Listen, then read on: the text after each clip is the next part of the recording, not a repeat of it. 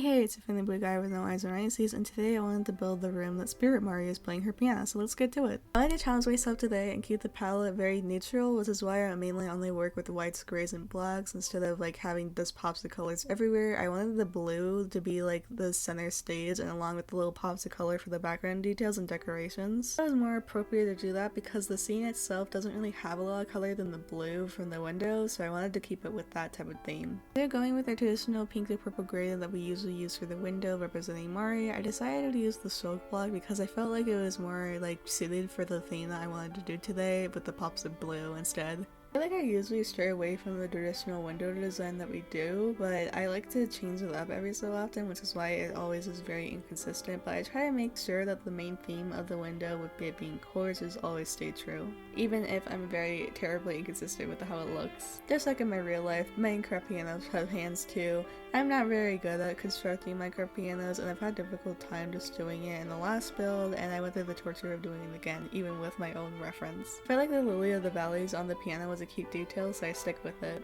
The build resembled nighttime as it did in the original reference. I put up glowing iron frames, and I was originally gonna put candles, but I decided to stop my candle addiction and put iron frames instead. I wanted to spice things up from our traditional way of building, so I made this giant pixel art that's something along with piano keys on the sides of it, and I think it turned out pretty well.